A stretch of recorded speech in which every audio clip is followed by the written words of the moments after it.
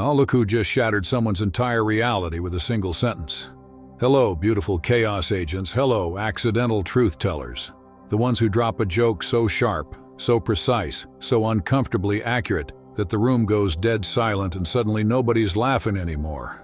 Welcome back. Because something just went down, didn't it? You tossed out a comment as casually as breathing, wrapped it in a laugh, delivered it like a punchline, and then you watched their face change. You saw the smile freeze. You felt the air shift from comedy club to crime scene because what you said wasn't just a joke. It was a revelation. That throwaway line hit them like a freight train of truth they've been running from for years. Now they're spiraling, quiet, awake at 3 a.m., refreshing your messages, trying to figure out if you know, if you see, if you've been watching all along. Here's what they'll never admit. That joke wasn't random. You didn't pull that insight out of thin air somewhere deep in your subconscious. That part of you that reads energy like subtitles. You picked up on something real, something they've been hiding, something they thought was invisible, and you said it out loud. You said it with a grin, like it was nothing, but it was everything. It was the one thing they pray nobody ever notices, the secret they guard like a nuclear code, the truth they've buried under fake confidence and carefully curated personas. And you? You just unearthed it, wrapped it in humor, and walked away like you didn't just detonate their entire self-image. Now they can't sleep. They replay that moment over and over, dissecting your tone, reanalyzing your words, trying to convince themselves you didn't mean it, but you did, and they know it. Picture this. You're in a group setting, maybe online, maybe in person. The conversation's flowing, everyone's relaxed, guards are down. Someone says something, doesn't even matter what. And your mind connects dots faster than sound. Instantly, effortlessly, you speak. Out comes this perfectly crafted observation disguised as a joke. Maybe it's about their relationship, maybe their job, maybe the gap between who they pretend to be and who they actually are. Either way, it lands. And once it lands, nothing is ever quite the same again. You say it, everyone laughs. The moment passes, but then you notice it. That one person isn't laughing anymore. Their eyes drift somewhere else. Their posture shifts. The smile is still there, but it doesn't touch their face. They nod, but they're not really there. Because in that one throwaway joke, you just said the one thing they've been terrified someone might see. You just exposed their secret truth and called it comedy. What makes it wild is that you didn't even mean to do it. You weren't trying to expose anyone, weren't seeking revenge, weren't even thinking that deep. It just came out. Your mind saw a pattern, connected the dots, and your mouth spoke before your filter could stop it. That's what scares them the most. You weren't even trying. It means your perception works on frequencies they thought were encrypted. You see through people effortlessly, while they work overtime to maintain illusions. Now they're wondering, if you could spot that so easily, what else do you see? What else have you already noticed but chosen not to say? Suddenly, every interaction with you feels like walking through a minefield. They can't relax around you. They can't perform their usual act because you've proven you can see straight through it. Here's what goes on in their mind the moment it happens. First comes shock, that gut punch of recognition, then denial. Trying to convince themselves you were just joking, just lucky with your words. But denial fades fast. Then comes paranoia, the obsessive replay, dissecting every syllable, every glance. They start asking themselves questions they don't want answers to. How long have they known? Have they been watching me? Did someone tell them? Are they psychic? Are they going to say more? Who else knows?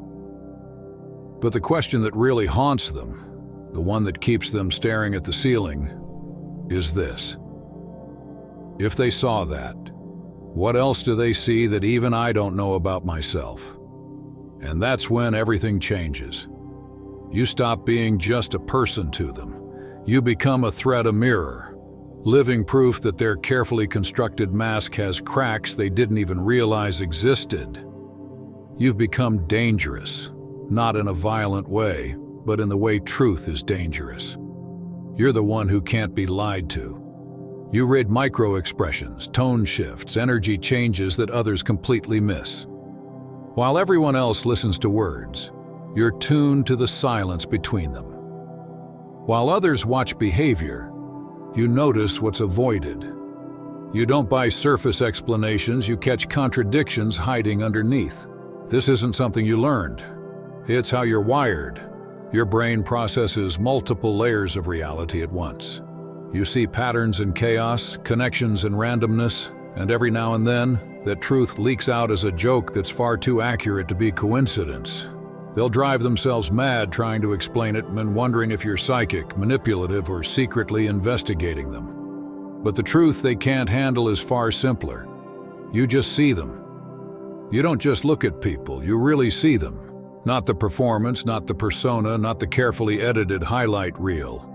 You see the human underneath it all, the version they're terrified of being, the self they've spent their entire lives trying to escape.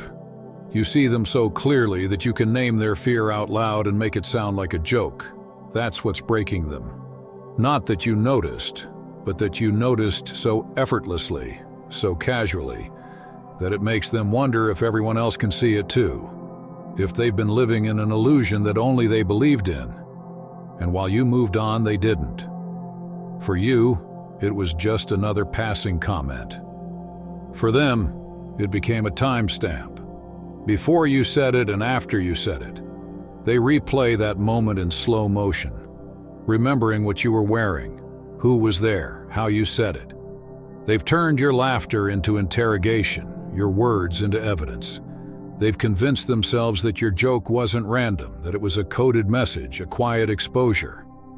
What began as maybe they were just joking has evolved into they definitely know, they've always known, and they're just waiting to say more. Now they're reviewing every memory through this new lens. That time you smiled a certain way. You knew that time you asked that specific question. You were testing them. That moment you went quiet. They're sure you were judging them. Every shared moment is now under investigation because they've realized you weren't just existing in their presence. You were observing. You were reading layers they didn't even know they were revealing. And that realization is tearing their peace apart. They thought they were safe. They thought their masks were airtight. They thought their act was convincing. And then, with one joke, one offhand remark, you shattered that illusion completely. You weren't trying to hurt them. You were just being you. But your version of being you carries a depth of perception that feels like mind reading to those who are used to hiding. And here's the part they'll never say out loud. They're scared of you now. Not in a loud, dramatic way. They'll never admit it. They might even act warmer, more engaging, more curious around you. But underneath that, there's a new current, an underflow of caution, calculation, and quiet fear. Because deep down, they know you're not like everyone else. You don't just hear words, you detect truths. You don't just notice faces, you decode souls. You're the one who sees, and that alone makes you dangerous in a world full of people addicted to hiding. You don't have to dig, pry, or interrogate. Truth just unfolds in front of you. The problem for them is, they built their entire existence on illusion. Their control depends on people not seeing. But you? You break the spell simply by existing.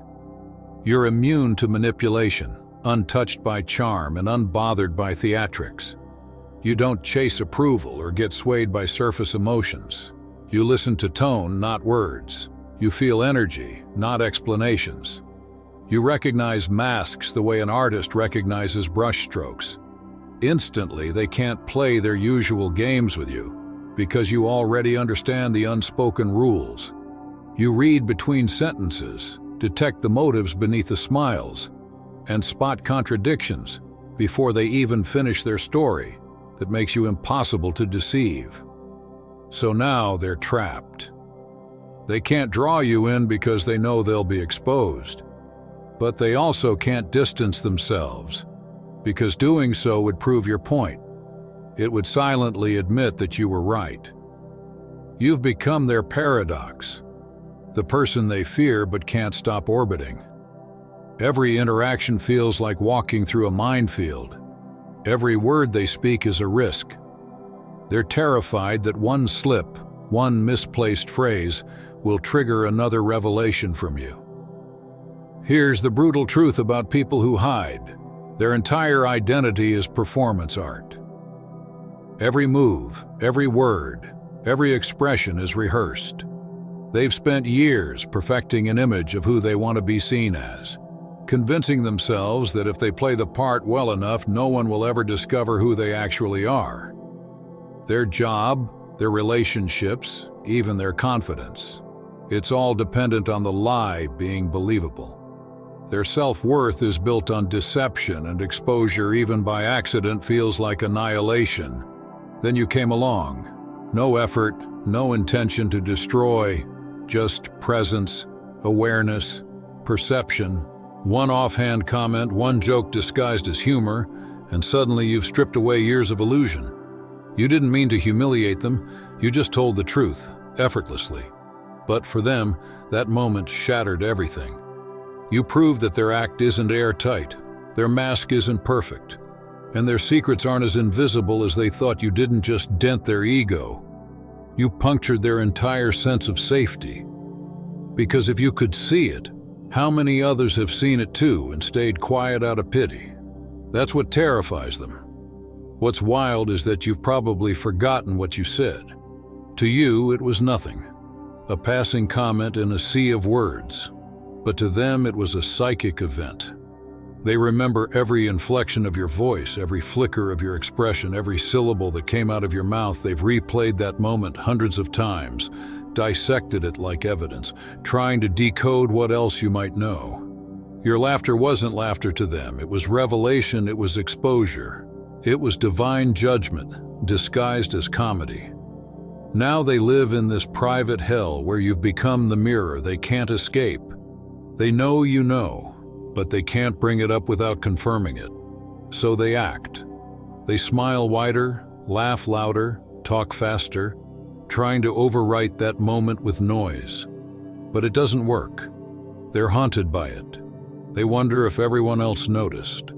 If the entire room picked up on what you did. If their secret was never as well hidden as they thought. Every time you speak now, they flinch internally, bracing for another truth bomb to drop. They've started reviewing every memory you share through a new paranoid filter. That time you smiled and went quiet. You must have known something. That one question you asked months ago? It was a test. That moment you looked at them too long. You were studying them.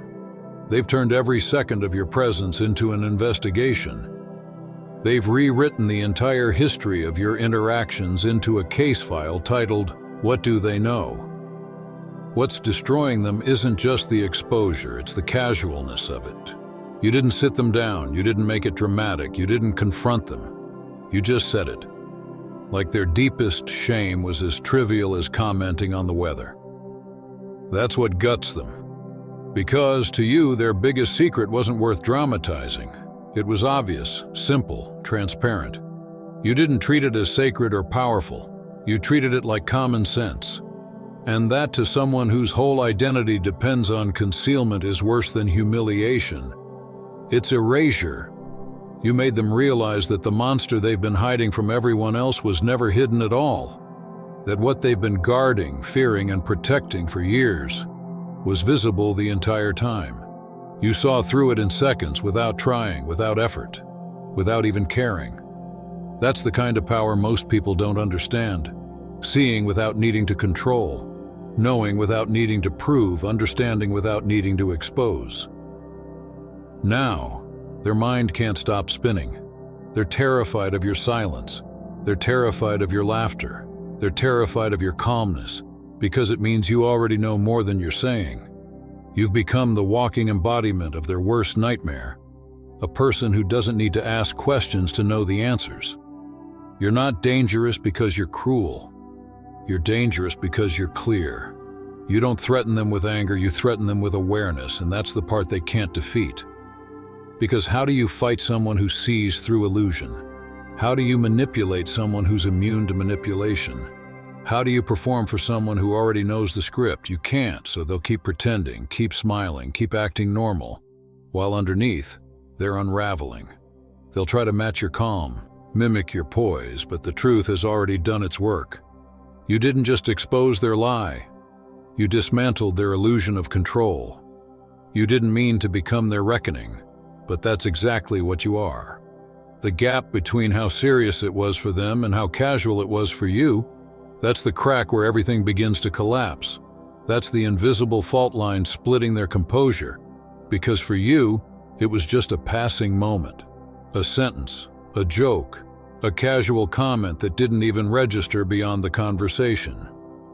But for them, it was an earthquake. It was the unraveling of a carefully curated illusion they've spent years maintaining. You treated it lightly, and that's what destroyed them. The lightness of your delivery made them realize how visible their darkness really is. They've been exhausting themselves trying to hide something that was apparently obvious to anyone with the courage to look. And now they're left wondering if you saw that easily, who else has seen it too? That's when the behavioral shift begins. Watch closely. The change won't be dramatic at first. It starts subtly. They hold eye contact a second too long, laugh a little too loudly, or start monitoring your reactions more closely than before. Beneath the surface, they're recalibrating. They've realized that your perception isn't safe for their secrets, and they need to figure out what to do about that. From here, they typically take one of two paths: infiltration or isolation, and both are driven by fear. Path 1. Infiltration. Keep your enemies close. This is when they try to draw you in. Suddenly, they're overly friendly. They want to be around you, to build rapport, to share inside jokes and late-night conversations.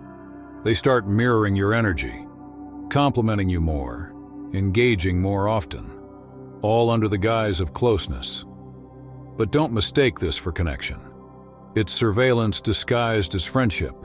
They're trying to study you, to understand how you think, what you notice, how deep your insight really runs. They'll casually test you with questions, fish for reassurance, and offer you pieces of honesty that are strategically chosen to mislead. They'll try to create an illusion of intimacy, fake vulnerability, shared secrets, exaggerated empathy. Not because they trust you, but because they want to regain control of the narrative. They need to know what you know, how you know it, and how dangerous you really are to the version of themselves they've been selling to the world. Infiltration is their way of patching the holes in their performance. They think that if they can understand your perception, they can rewrite themselves to appear flawless again. And if that doesn't work, they'll try to convince you that you misread the situation entirely. That your joke just hit too close to something imaginary. That it was coincidence, that you're overanalyzing. They'll try to gaslight you back into blindness because your clarity threatens their survival. Path 2. Withdrawal. Silence the witness. If infiltration fails or feels too risky, they'll retreat. The distance might be polite at first. A slow fade cloaked in excuses like busy, tired, just overwhelmed lately. But make no mistake, it's a strategic retreat. They're pulling away because your presence now feels radioactive. Every conversation with you is a potential exposure. Every glance feels like a scan, so they avoid you. They skip events. They stop sharing personal details. They reduce communication to the bare minimum: short texts, surface-level small talk, neutral topics. It's not coldness. It's fear management. They've decided that you're too perceptive to be around, too dangerous to their constructed identity. They start compartmentalizing, keeping conversations transactional, avoiding emotional subjects, staying in control of every sentence. When they do have to interact, you'll feel the tension. Their smiles will be delayed, their laughter forced, their language sterile. They'll maintain just enough contact to avoid suspicion, but never enough to give you new insight. You've become the person they have to emotionally edit themselves around, the mirror they avoid at all costs. And the irony? Both strategies expose them even more. The ones who overcompensate give themselves away through their intensity. The ones who withdraw give themselves away through their absence. Either way, the mask cracks, because their energy betrays what their mouth won't admit, that you've seen something they can't hide anymore. The deeper truth is this: your perception triggered an existential panic in them. They built their self-worth on the illusion that they were unreadable, untouchable, unknowable. When you saw through that, it wasn't just embarrassment. It was identity collapse. You became living proof that their control isn't real. So now every move they make around you is part of damage control. They're not interacting with you anymore. They're interacting with the version of themselves they think you see. But here's the twist. The more they try to manage your perception, the more transparent they become. Their laughter will sound hollow. Their flattery will feel mechanical. Their body language will scream anxiety, even when their words sound calm. You'll notice it. The micro-tremors, the hesitation, the performance lag. And that's when you'll realize that you don't even have to say another word. The damage is already done. You've exposed something irreversible. Your casual comment wasn't just a joke, it was a revelation that broke the fourth wall of their reality. It showed them that truth can't be controlled, that perception can't be staged, and that you, without effort or intent, have the one power they fear most. You see what's real, and once someone like you sees them, there's no hiding left to do. Every conversation after that single moment becomes a quiet battleground in their mind. They're no longer talking to you. They're defending themselves against you. Every sentence feels like a potential trigger. Every laugh a possible setup. They can't relax, because what if you drop another truth disguised as a joke? What if you casually expose something else they've worked years to bury? To them, every encounter feels like standing under a spotlight they can't escape, waiting for another flash of unwanted revelation. So instead of enduring that tension, they take the only path that feels safe: withdrawal. They start to fade slowly, not all at once.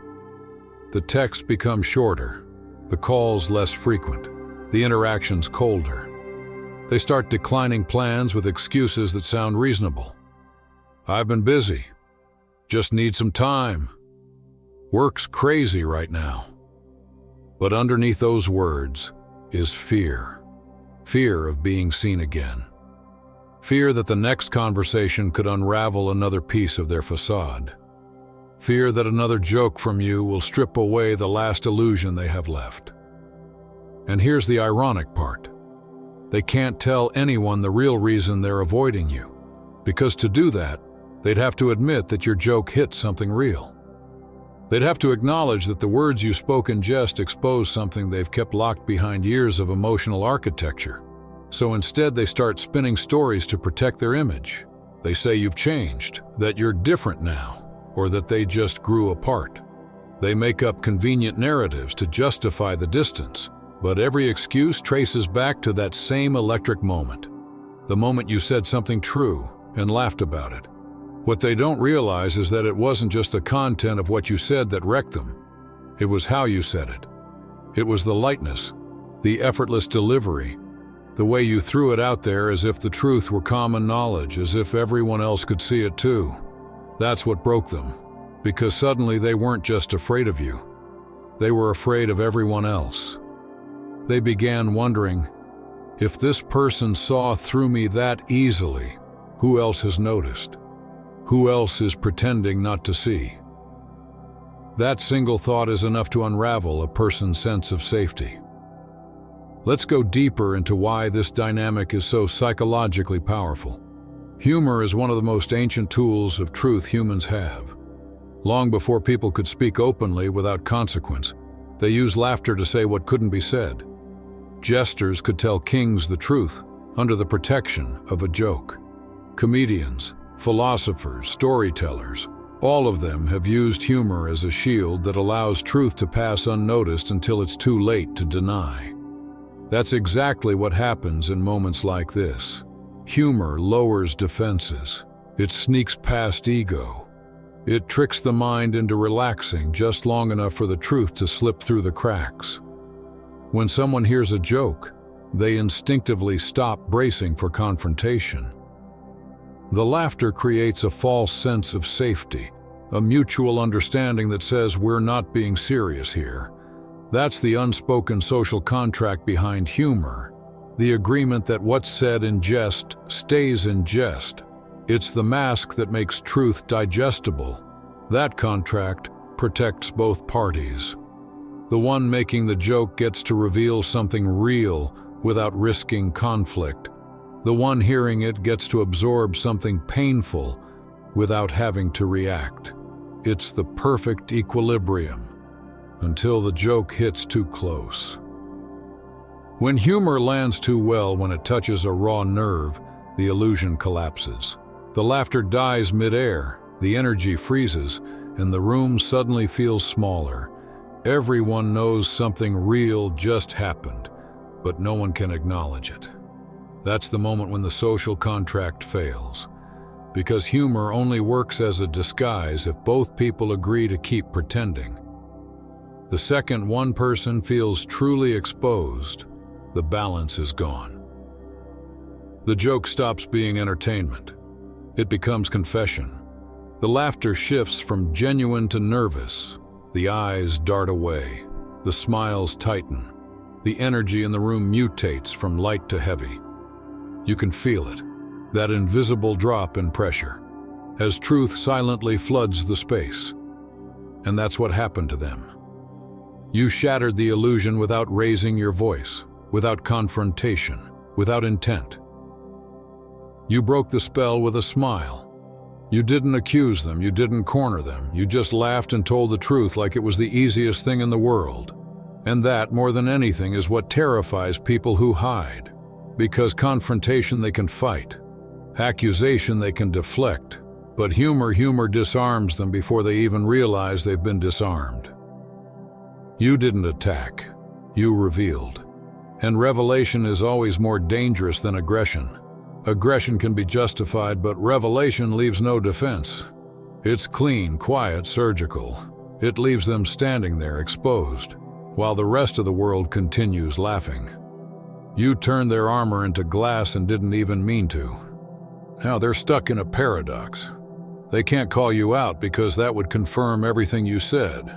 They can't stay close because every interaction risks another exposure. They can't explain it to anyone because no one else would understand how a single joke could feel like a dissection. So they run. But even distance won't save them because what you revealed wasn't about you. It was about them. And that's the cruel beauty of what happened. The joke ended, but the echo stayed. It replayed in their head at 3 a.m., in the shower, on their commute, in silence. Every time they think about it, they hear your voice and feel that sting of recognition. You didn't just say something funny. You unlocked something. You made their subconscious speak in a language it can't ignore. That's why humor is such a powerful force. It's the Trojan horse of truth. You deliver laughter at the front gate, and by the time the defenses are down, the truth is already inside, rearranging everything. And whether you meant to or not, that's exactly what you did. You weaponized humor, not through cruelty, but through clarity. You wielded truth like art, effortlessly, instinctively. And now they can't unhear it, can't unsee it, can't unfeel it. You didn't just make them laugh, you made them see. And for people who've spent their entire lives hiding from themselves, that's the most terrifying thing anyone can do. You turned a joke into a precision strike and a clean, surgical hit that went straight through every layer of their defense. You used comedy as a delivery system for truth, a Trojan horse for revelation that no one could have accepted in any other format. If you had said it seriously, they could have blocked it.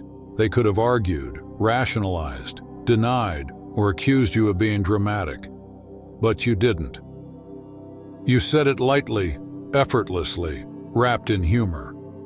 That stripped them of every possible counter.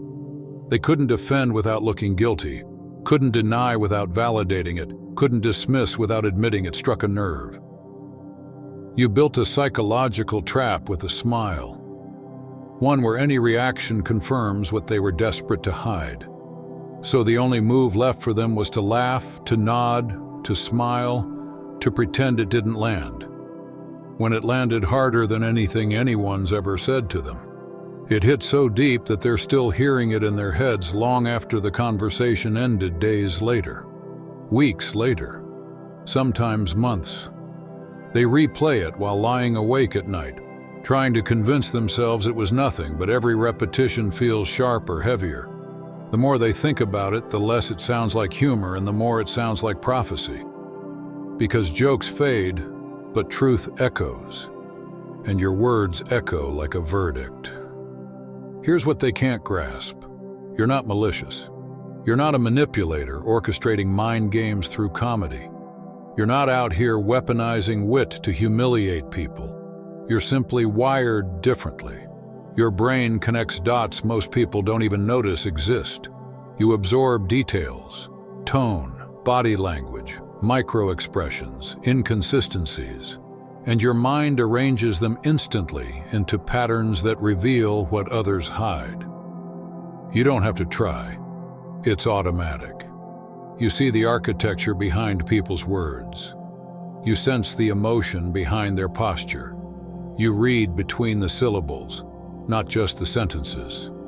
So when a moment presents itself, when the setup aligns perfectly and your intuition fires faster than thought, you just say it.